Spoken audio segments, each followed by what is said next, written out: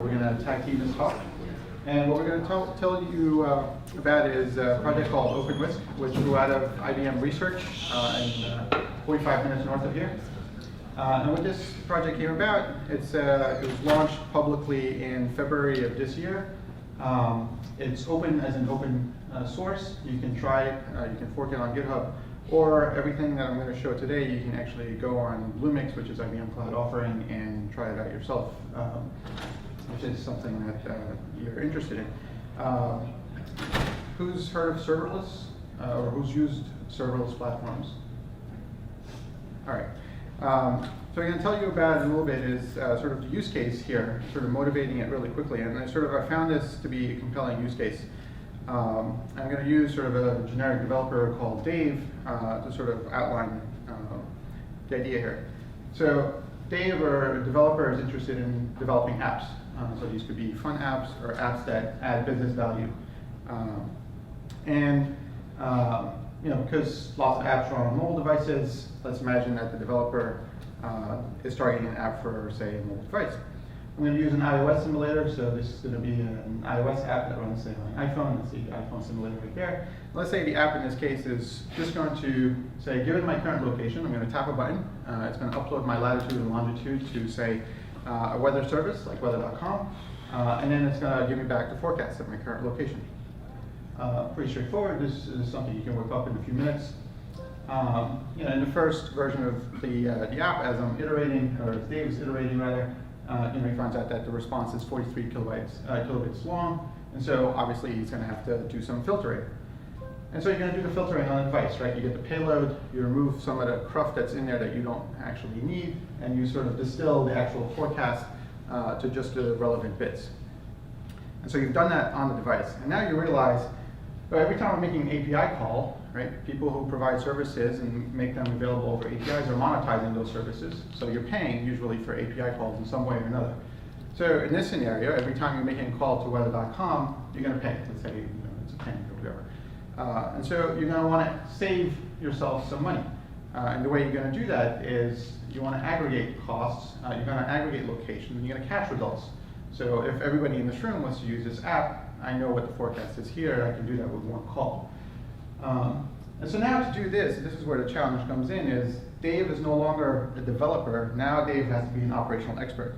Because to do this, he has to essentially have a service that's essentially running somewhere that he can offload this application to.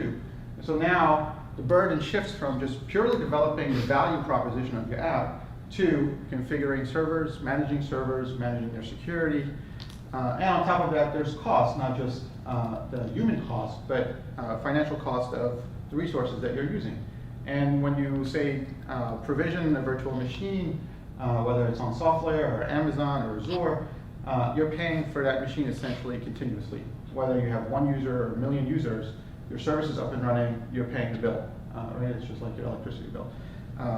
Where you'd rather pay for the amount of electricity that you use rather than sort of continuous flat rate for the service running all the time. And so this is where serverless computing, to me, the value proposition really is. And there's, serverless computing is often referred to as well as functions as a service. I like to think of it as, it's a runtime as a service to execute functions. And these are user functions that you're going to run in the cloud. And the benefits here, the pluses is, from the developer's perspective, there's no infrastructure to maintain, and this is where the serverless part comes in. You pay as you go, so as users grow, you pay more, and that's a good problem to have, I think, in general. And serverless platform, essentially manages the elasticity, sort of scaling your application, and the security, right? So it's making sure that the hardware that you're running on is secure. So Amazon Lambda made this somewhat popular almost 2 years ago now. In February of this year, within 2 weeks of each other, Google announced Google Cloud Functions and IBM announced OpenWhisk. And then Microsoft, not to be left out, announced sort of their own version of serverless, I think almost a month later. There's lots of activity in the space. There's lots of startups sort of playing in the space as well. So what I'm going to show you is sort of the OpenWhisk perspective on serverless. And I said it's functions. You're running functions in the cloud. So you're going to write some user code, and you're going to upload it, and we're going to run it for you. And the functions are essentially abstractly. It's some function that takes a dictionary as input. This is a JSON object, if you will, and then produces a dictionary as output. So JSON in, JSON out. So very simply, JavaScript is probably the most popular language in these serverless platforms. And so this is Node.js showing an example of a function that has called main, takes a params object, which is a JSON object, references a name field, and then does some logging, and then returns a result. You can interact with this through the CLI. I'm going to sort of try to do this live. And just sort of not to bore you with CLI stuff, there is a pretty fancy UI. You can go on there and you can sign up for a Bluemix account. It's free, and you can run your action through here. I'm just going to do this really quickly. You run the activation, and you got the result. Now to try to do some fancier stuff. So here's the same function I showed in the slide. I'm running OpenWhisk locally on my Mac here. And you'll see there's a number of containers that are running. Among these are things that are containers that are going to run your user code. And this is what Philippe's going to dig into a little bit later. So using our CLI, I can do, let me just show you. I have no assets in my current space. I do this action create. So now that created the action from the code I just showed, and it's there. And I do this action. Hello. Whoops. Rodric. So I can run this function, say blocking, which means I'm going to wait for the result, and I only want to see the result.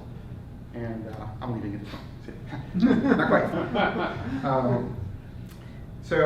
So this is running. I mean, you get the sense of the speed. It's pretty fast, right? And this is on my Mac. Now, go back here. So I said function as a service. So really, there is an HTTP endpoint for your function, and it's essentially you can curl it. And here there's some API key to authenticate you. The API host, so in my case it would be my Docker host, but if this was, say, the instance that we host for Bluemix, it would be the Bluemix host. There's some URI for sort of naming your resource. You see the action I created is called hello, and then some parameters that say I'm doing a blocking invoke versus sort of a fire and forget, where I'm just activating it. I'm not necessarily interested in the result here. It's not a request response style. It's sort of more of a fire and forget. We're passing in a dictionary, which is a JSON. And the way we invoke functions, the API, the verb that we use is a post, and so you can invoke it. And if you're running on the Mac locally, where I have an insecure, essentially SSL connection, I provide, is there a question there? Okay. So I sort of saved that command. That password there is not a secure password. You can compromise it. It won't do no damage.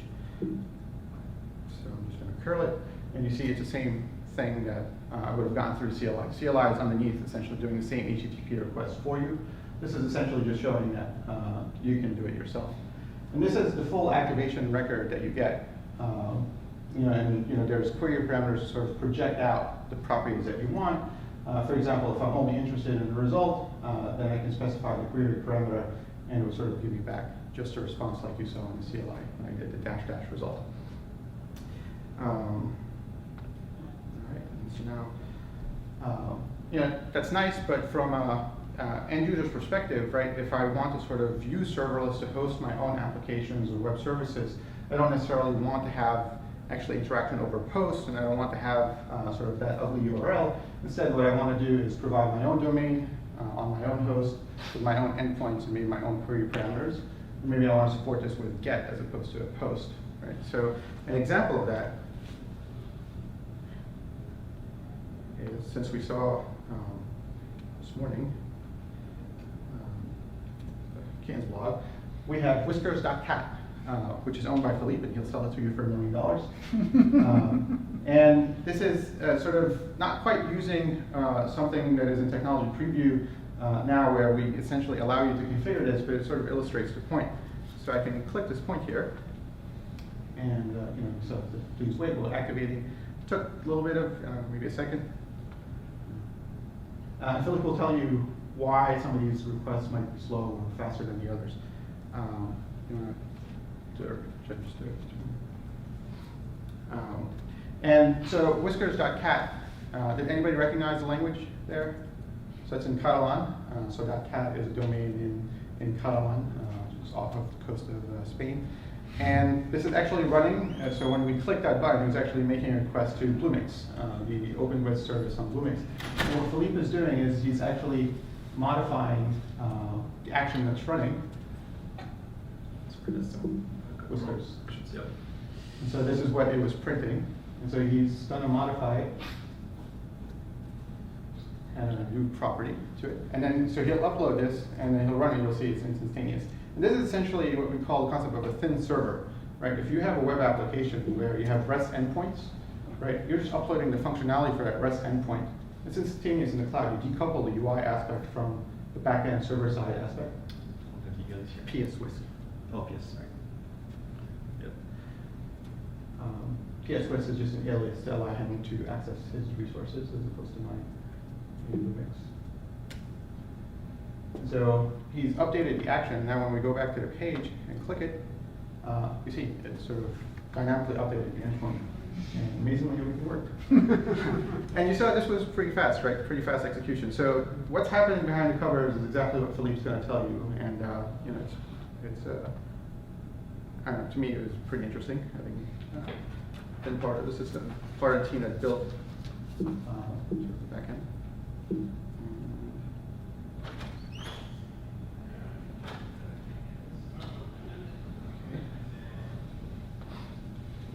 I mean, a traditional web application has server-side and client-side operations. So how is this different? Well, so the server side is just a function now, which you're just sort of uploading to Whisk. So you're delegating the execution of that code to Whisk. You're not running the server yourself. Right? That's the main difference. Is you still have the client-side aspect, which is the UI or sort of the WYSIWYG aspects of your service.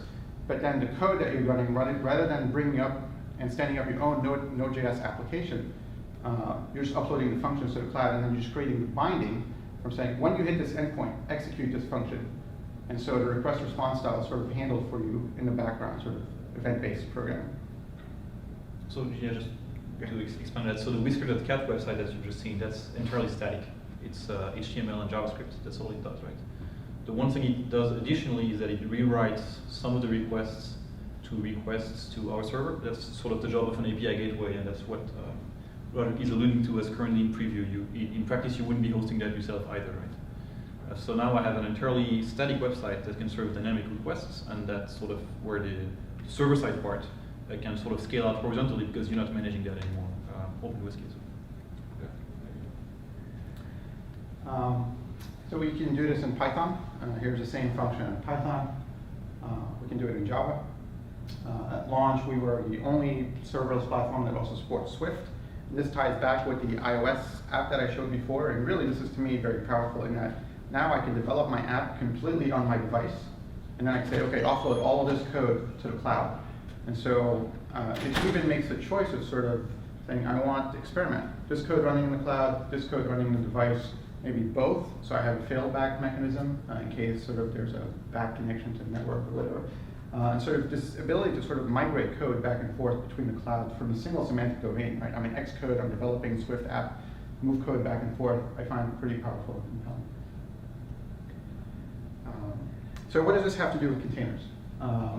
You know, so from a Whisk perspective or serverless platform perspective, you want to run many of these actions concurrently on the same machine, but you also want to provide the elasticity. So you want to run many of these actions across machines.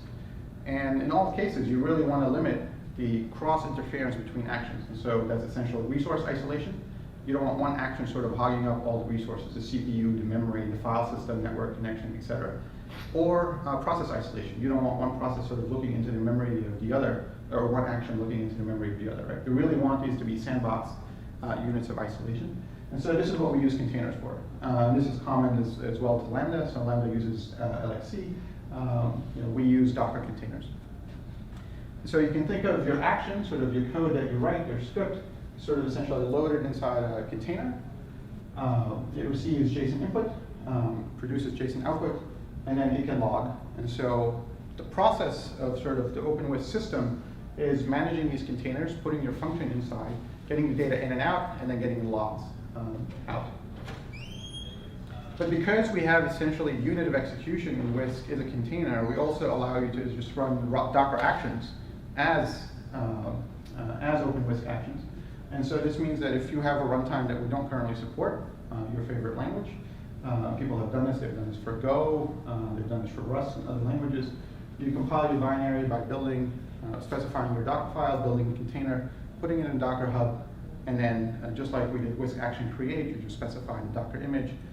OpenWhisk pulls it, runs it, and then tears it down and cleans up for it. And so this is sort of a way of running black box execution code.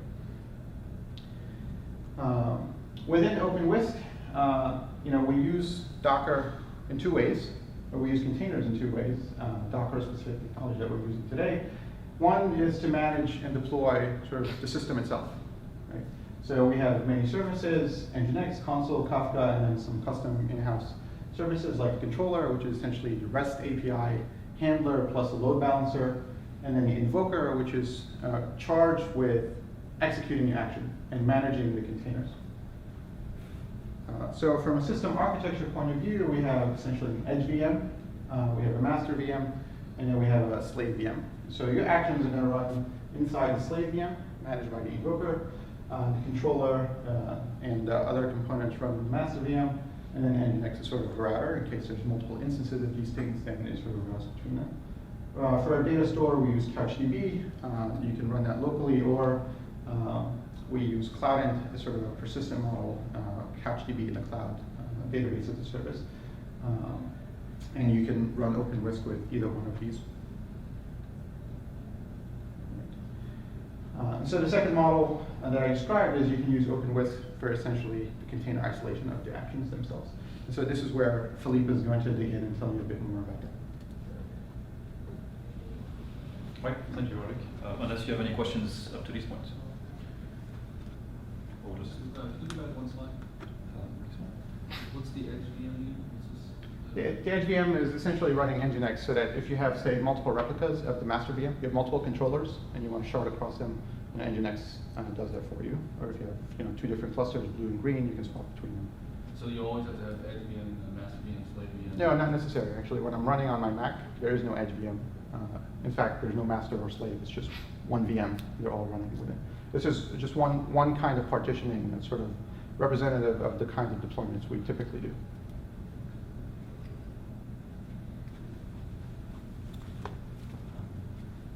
Right, so this is essentially the same slide with, I guess, fewer colors and other names. So you think of the controller as both this edge VM that you may or may not have, and also just generally the machine that handles all the API requests. So when I did the Whisk action update, I'm talking to the controller. When I do a Whisk action post, I'm also talking to the controller. This database is, so Rodric mentioned using Couch or Client in the hosting mode. What we use it for is storing keys is one thing, but we also store all the action code. So whenever you upload your JavaScript source file, that's where it goes in this database. And we also store all the activation results. So every time something runs, there's this sort of object of metadata and results that you've seen an example of before. This also gets stashed in this DB. And now these invoker machines, and as you can see, there are multiples of them. That's the slave VMs that Rodric was talking about. And think of them as each of them is managing a pool of container slots, not necessarily running containers, but each of these invokers has a notion of how many containers it could run. And that's in these containers, inside these VMs, that's where your action code is going to run eventually. And for the sake of the rest of this presentation, we can just assume there's only one invoker. How it actually works in practice is that the controller has some notion of which invokers are more capable of running certain actions, mostly to maximize locality. If you're running the same action over and over again, you sort of want it to go to the same container. But this is something into which we're not going to go, so you can just assume for the rest of this talk that there's exactly one invoker, and it simplifies things a little bit. Now, what I'm going to walk you through is essentially what happens concretely when you create actions and when you invoke actions. First, what the interaction between these different machines is, and then we're going to look into how we actually use the containers and yeah, how we use them basically. I have a quick question. The VMs that are underneath these, do you have to specify the sizing of those for these invokers and controllers? The sizing of the VMs themselves? Yeah, you said these invokers are running on a VM, right? Right. So again, as we said, so when you run these locally, for instance, these things could actually all be the same VM if you want it. What you do have to specify is right. So in Bluemix we have, I guess, two constants. Right? One is how many of these invokers do we actually have, and the other one is how many each of these invokers, how many containers each of these invokers can run in parallel. Right. So like someone has to specify what sizing this VM is. That's right. Because you just said that the controller has to have some idea of like which invoker can handle this kind of. Yep, that's right. There's also we're not getting. You have some time so we can talk about it. There's also it's not only static numbers. There's also a live sort of discovery protocol that runs. For instance, when an invoker goes down, the controller is aware of it. There's sort of cluster management that takes place as well. That's that's running with console, which I'm not showing here, but console is shared between all these machines. So an invoker can. Sorry? Service discovery? Right, the invoker can say, you know, I'm overloaded, or we can say, well, I guess he won't say I'm down, but if he doesn't say I'm up, then there's only one logical conclusion. So some of these things will also happen dynamically, but when you set up your cluster, you kind of want to say that's the size of my invokers and that's how many they can take and all these sort of things. Okay, thank you. So it's both. But again, you can do it on your Mac. Everything runs in the same machine. It's fine. Depends on your needs really. So what happens when you do action creation? So my little CLI is here. I make a put request to an endpoint that is authenticated. So it goes to the controller. The controller will check authentication. It will check authorization, that you're not trying to override someone else's action, for instance. And once it's satisfied with this, it's gonna go and put your code in the database. The database comes back, and that's it. So what I guess you have to take away from this slide is when you create an action, it's not that different than storing a file on Dropbox. We're not going to statically analyze your action. We're not going to even see if it's run. You can send your favorite meatball recipe as a JavaScript action, and we're not going to notice at this point. All we do is store in the database, and later if you use it, then we're going to use it. When you do action invocation, so there are two modes of doing this, as Rodric sort of showed you before. One is the blocking mode, which is the one we've seen in the demo. That's sort of you're invoking something and you're interested in the result, this JSON object. You want to see the result. So when you do this again, so you do a post to the endpoint of the controller. Again, authorization, authentication, I guess in the other order. Now the controller is going to post an invocation request on a message queue. So this is an HTTP call. This actually goes through a Kafka message, a Kafka topic. Some invoker is going to pick it up. Let's just say the invoker in this case is going to pick it up. The invoker is going to look up the code of your action in the database. The code is going to come back, and it's in the case of just simple JavaScript file, it's literally going to be a string that says function main, args, etc., etc. Then the invoker is going to either locate a container that already exists for this specific action, or it's going to initialize a new one, and we'll get a little bit later in the lifecycle for these things. It's going to run your code inside this container using the parameters that you specified here, and that's made it through on the message queue. Once that's done, it's going to put the result of its activation in the database, so you can fetch it later if you're still interested. But currently, it's going to post back on another message topic, back to the controller, and finally the controller is going to be able to respond to your HTTP request. Now, as you've seen, this, I don't know how many edges, in practice, even when you do it for the first time in a long time, it's pretty fast, right? We saw that and actually on the web demo that we saw, there's an extra step which is going to the whiskers.cat website, which itself goes to Whisk, right? So that's all in under a second. And when things are sort of warm, which is you've done it recently, it's even faster. You can do everything in a few hundred milliseconds, even less sometimes, depending on your connectivity. And the other mode, which is non-blocking, I guess that can be even faster, because what happens is, again, you post to the controller, authorization, authentication, all these things, and the controller just says, okay. And really, after that, it's going to go and post it to the message queue, and then the same dance is going to be run again, and we're just going to post the thing in the database. Now, what's not on this slide, when you actually get this message back, this message contains a big hash, basically. That's an activation ID, and you can use it later to look it up in the database, so that you actually can get the results if you care about them. Now, sometimes these actions only have interesting side effects, like they're going to be posting to Slack, or they're going to be sending some email, so you may not even care about that. Maybe you're just going to look at it from the logs, but a lot of the time, especially for jobs that are sort of triggered automatically as a response to events that happen in posting to GitHub or something, usually you don't even look at these activations. But you can, they're in the database. Now, I just circled this. So now we're going to look a little bit more into details what happens as the steps 1 and 2. So this brings us back to this abstraction that Rodric showed before, which is the action container abstraction. So to sort of reiterate the important points here, when you've seen the scripts that we upload, they're literally 4 or 5 lines of code, right?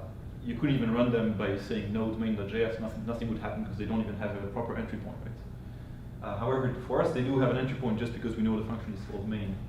So clearly, for this to be running, something else needs to be happening, right? So we mentioned that we pass these JSON objects in, for instance. So if you do JavaScript, that's fine because that's the same as a value. But if you're doing Java, for instance, we need to be deserializing this JSON object into some class and all these things, right? So this is something that happens in the container that we sort of put around your little scripts or your little action. And so I like to think of containers as sort of the object that helps you to maintain this abstraction that an action, which is our terminology for things that run in containers, is really the same as a function, which is what you wrote and what, as a developer, you want to believe your code really is. It's just a function that somehow gets invoked through the cloud-based function.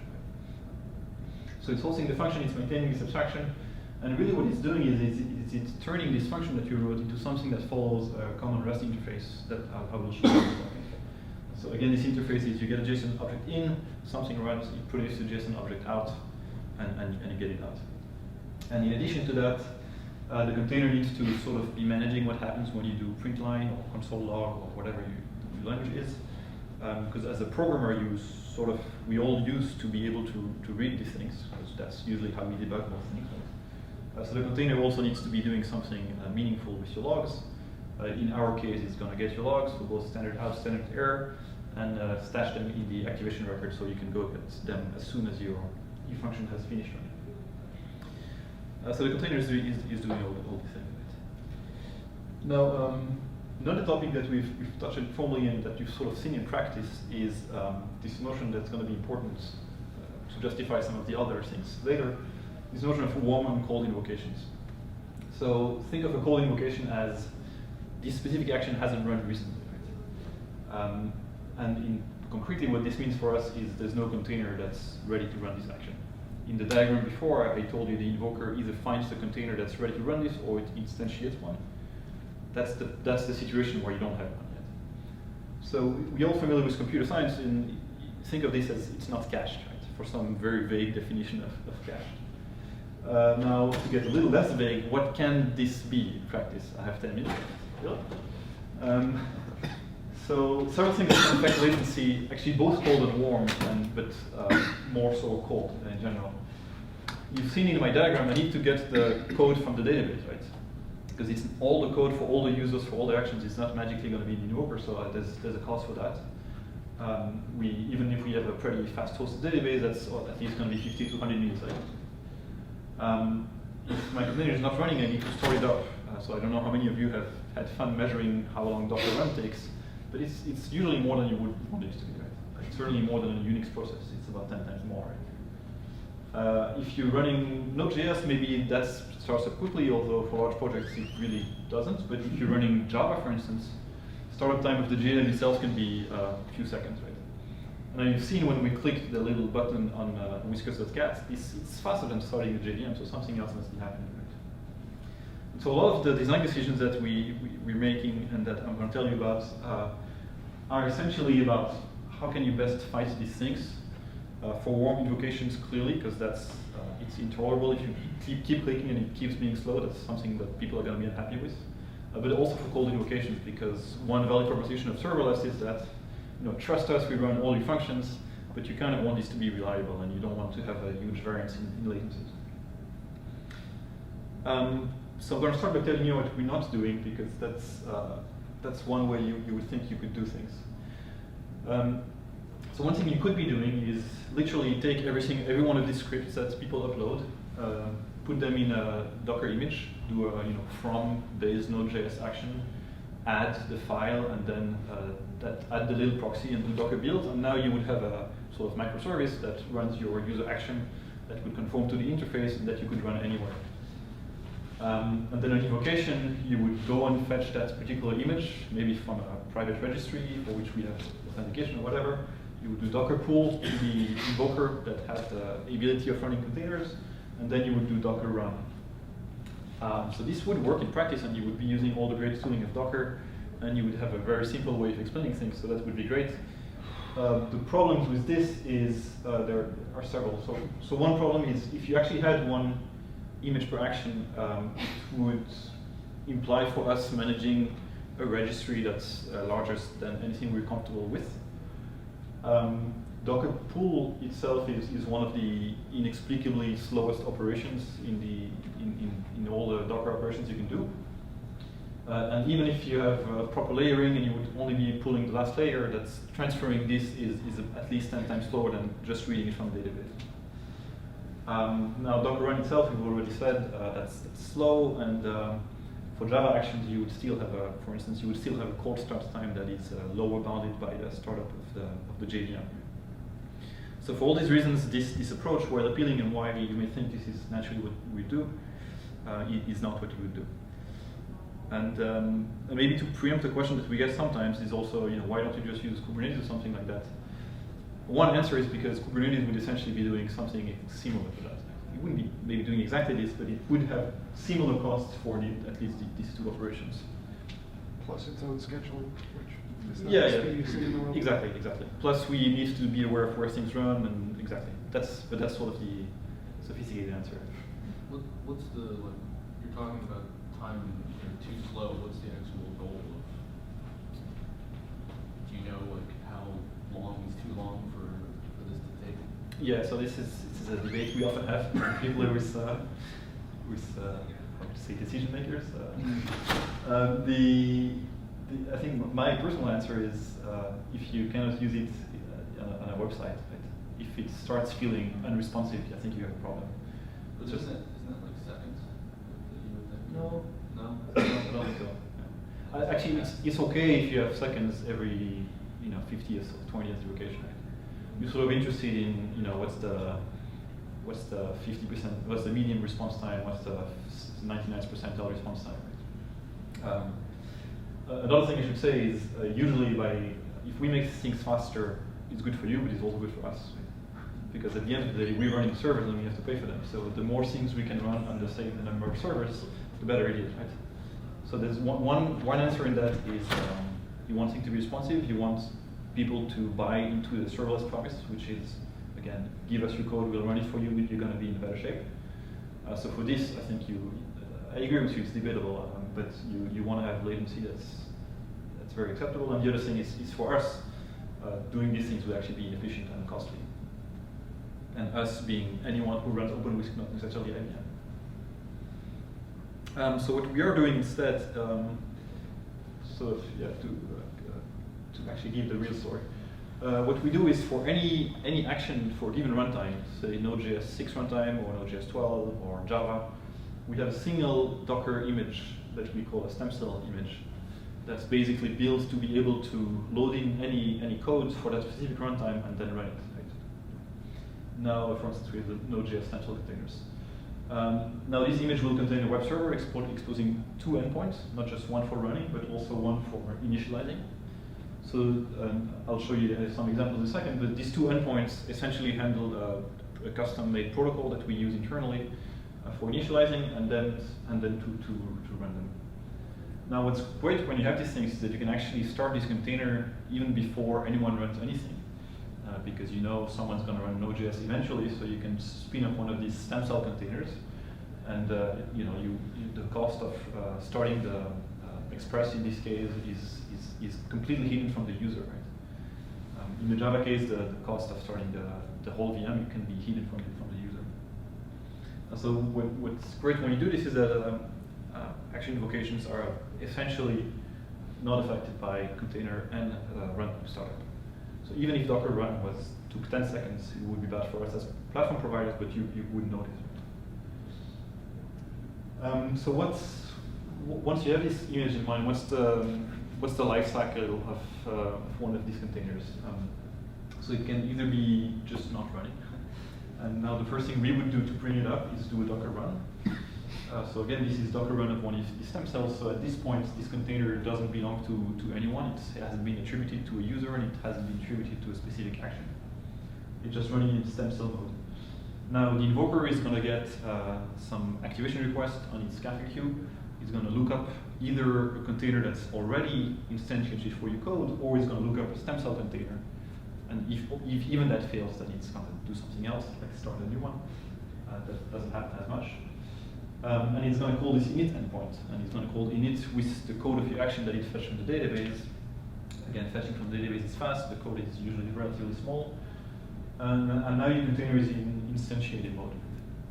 And now for a certain number of activations, depending on the load, depending on some constants in our garbage collection algorithm, depending on a few things, your container is going to stay in this mode where it's been instantiated for your specific needs.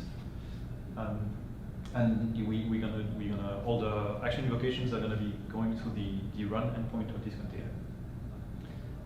And once it's determined that this container should no longer be used, either because it has crashed catastrophically beyond recovery, or because the scheduler has decided that it's time to send it to a different invoker, or just because you've stopped clicking on the whiskers.cat link, that container is just going to be deleted, and that's literally a Docker RM operation that we do. Now, one more thing that's not in this diagram that we do is before each post, so I should say after each post we pause your container, so it actually goes to sleep, so to say, and before each post we wake it up, right? Why is this important? One reason is you may write an action that returns the JSON object but accidentally keeps doing work, right? For instance, in Java, I could have spun up a new thread and whatever, mine bitcoins or something. So if you do this, then well, we only billing you for the time that goes between when you receive the action, the payload, and you responded. So we don't want to give you sort of free server time, so we're just going to be pausing your action, and it's not going to be running anymore. Another thing that's important is that there's no edge. After instantiating, the only thing you can do is go and get deleted. And the rationale for that is that we cannot trust people to be nice with the containers. You essentially root on the container, so you can do whatever you want. So it would be a disaster if we reassign this container to say another user or something. That's just not acceptable. Are you able to, I mean, so you run one operation and then sort of go back to waiting for the next one. Are you able to clean up enough that like people don't accidentally like screw themselves up by, you know, setting some global variable or something that's still set the next time a request comes through? It's a good question. So if you do that, we don't.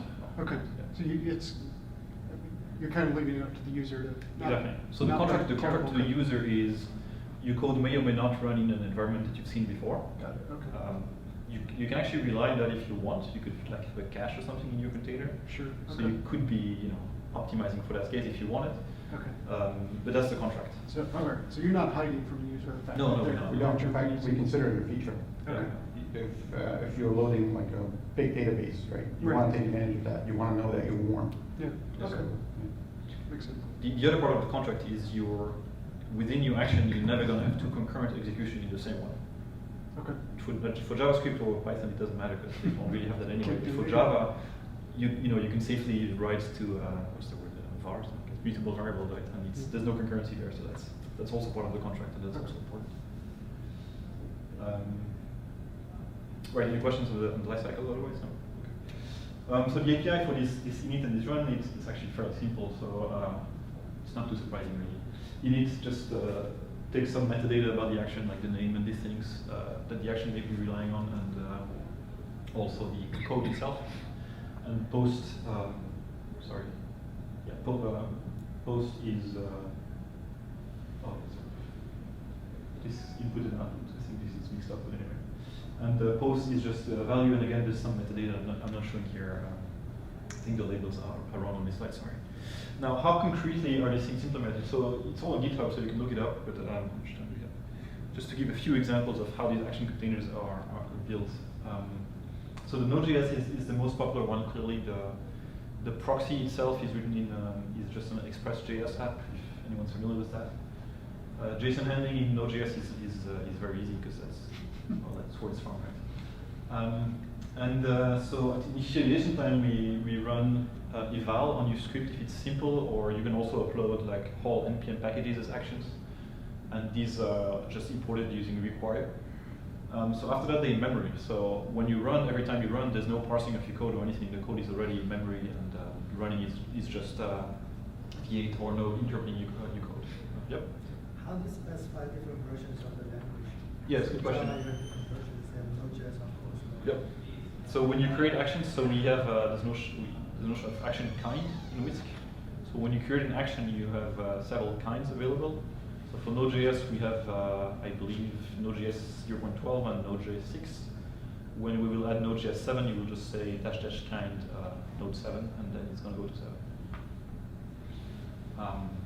For Swift, again, we have, I forgot which version of Swift it is, but 2 and 3, I guess. Yeah, I guess that's how they call nowadays. Java, it's only Java 8, I think. Most people are happy with that. And again, in any case, you can fall back to Docker and you can do whatever you want. Erlang, Haskell, whatever rich stuff you like. Just to pick another random example, so in Java, the proxy is the built-in proxy from a time where Java was not an Oracle, right? JSON is a little trickier in Java because we sort of have to pick your horse, right? So we went with Google JSON, which is one of the most popular ones. And so again, so this is a generic action that can run any Java code. So there is dynamic class loading that happens when your code is actually passed in. I should say for Java, you upload a Java file, you don't upload source files. So we don't want to be compiling Java for you. So there's dynamic class loading, and then we use some reflection to go and find your main entry point. And again, so class loading and reflection, that's kind of slowish, but it's already faster than running the JVM. But that's only once, so that's only for the call invocations. The warm invocation, you even get all the benefits of hotspot and all the things. Your Java code is in the VM. So I think we should wrap up soon. So unless you have any questions on that, just some, because this is the containers conference, some of the feedback we have on Docker in production, and this is conversation starters for coffee or something. Some of the not so great parts of running Docker in production, so security issues are a big one. Namespaces are only a recent addition, and actually the main problem with security fixes is that they usually mean you have to upgrade Docker, and when you upgrade Docker, usually everything breaks. Because things behave very differently from one version to another, as probably many of you know. We found it difficult to impose limits on file system operations. So that's a problem. That's an interesting trade-off, because either you pick a file system when you can impose the limits, but then the file system is ridiculously slow, or you pick a fast one and then it's you have to trust your user a little bit more. We regularly find instances where from inside a container you can sort of gather some information about other containers. So usually it's just how many and where. Doesn't necessarily make you sleep easily at night. Concurrency issues, that's actually a big one. Between different Docker versions, we found that under relatively heavy load, concurrent load, so doing many Docker run operations in parallel, the Docker daemon tend to go and cause kernel panics. Again, between different versions of Dockers, which operations you can run in parallel seems to change. Luckily, it's going in the right direction, but it's also something that's always very painful to discover and replicate and confirm.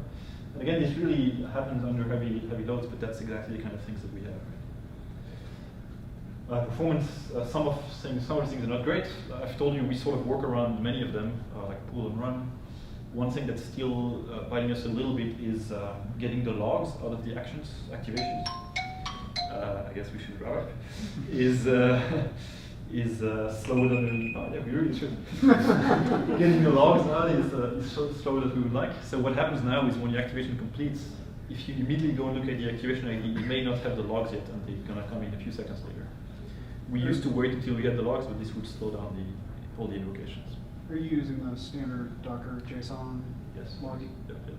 Yeah. I think there's been some experiment with this thing as well. Yep, but for now it's just JSON log. You always have to end on a good note. So the good part. So in OpenWhisk itself, as Rodric said, we also use this for the deployment, and this really has been great. You can do make this Gradle deploy locally, and all of a sudden you have Whisk running with the database, everything locally. I think that's a massive production boost. It's also easy to swap components in and out. You do a bug fix in the controller, you just swap the containers, and you try it out, and everything works. This for action containers, this is an amazing plus. In some other version of this talk, we show actually how you can add a language as a runtime to OpenWhisk. So we picked PHP for the demo, and you can do it in half the length of a meetup talk, so maybe 25 minutes. Right? Of course, in practice, you would do more testing and support more things, but the fact that you can do these things and all you have to adhere to is this /init and /post endpoint, that's actually really powerful for us. It also means that different people maintain the different runtimes, and they don't even need to talk to each other. They do anyway. They don't need to. And yeah, that means the invoker is almost runtime agnostic. I say almost because the invoker needs to know, for instance, that Node.js is a more popular choice than Java, just to have more of these warm containers. But except for that, it's essentially just looks up the image name, and then it's just the same for all the languages. So that's it for us. If you have any questions, we'll be happy to take them. How portable is, or say you want to use this, or you want to use Lambda, how portable are functions? Is it just taking your function and then trying to adhere to whatever process they use versus yours? It's a good question. I would say Node.js ones are very portable, especially since we both AWS and we have the support for uploading a function or an action or Lambda as an NPM package. Usually what will bite you is not so much that your code is different, it's that you're going to be relying on a service that only one of the providers offers. So maybe using I'm going to start with IBM actually, maybe using IBM translation service or something. And now you want to go to Amazon and they don't have that. Maybe you and Amazon are using Redshift or whatever. That's usually what bites people. The ecosystem. Yeah. What about like billing for this? How does this typically bill to people, users using serverless? Right. So the model is you're usually billed for the duration for which your action was running. And the memory you're consuming. And the memory you're consuming. So it's gigabyte seconds, basically, is like what Lambda does in a similar kind of model for other services. Currently OpenWhisk is free. Have fun. Pricing plan has not yet been announced. And actually, on your the ecosystem question, I think is quite important. And I sort of like to think of it as the App Store model. It's like whoever's going to have the richest App Store is going to dominate. And so one of the things in OpenWhisk, which we didn't talk about, is sort of what we call the notion of a package, which is basically if you have a service that you want to sort of make available as OpenWhisk actions, or you want to monetize, you make it available as a package. You can give people access to your code, or just the entitlement so that they can actually run your code. And there's mechanisms in language for both developing your own, it's an open ecosystem, and potentially in the future, sort of you think about ways of monetizing this. To me, that's pretty appealing parts of this as well. Can you use this on Bluemix? Do you have to set up what do you have to set up to start using OpenWhisk? Why don't we do a workshop? Yeah, actually, we can do a workshop on this tomorrow. But if you go to ibm.bit/OpenWhisk or bluemix.net, and there's a top-level button, OpenWhisk. Once you sign up, you get an authentication token. You can download the CLI if you want and run it locally, or you can use it through a web browser. If you want a tire kick There are several packages available there. Maybe I'll just bring it up since nobody's kicking outside of this room. Actually, just a variant of this answer is you don't need any of the OpenStack tools, if that's what you were going to ask. Well, no, I was actually more interested because, so my company, we have basically eliminated the VMs underneath the containers, the aspect. So like when you said if you have the invoker and the controller and the edge, and it's a VM and you have containers on top of that, what we've developed is a runtime that makes a container looking, or a VM look and feel like a container. And so you don't have these over provisioning of VMs. So say in a multi-tenant environment, I have 1 million functions that I'm going to be deploying because this is supposed to be for scale. I don't want to have to manage the infrastructure underneath it, right? I don't want to have to say, well, for this application, I only need 1 gig. This application, I need 16 gigs, right? Your application will determine by the container how much memory, how much whatever it needs. And so if there's like 2 layers here, I'm just curious if you have to set up the cluster, and then if you're setting up the cluster, then you're probably going to over provision that cluster. Yeah. So as a Bluemix user, you don't need to set up the Right, but as the platform provider, you're right, and that's a very good point. So you can think of, for example, maybe having a small cluster, a small VM, medium VM, a large VM for sort of little memory, medium memory, large memory, and then you're essentially charting the applications across that. Be interested in sort of talking to you more about technology.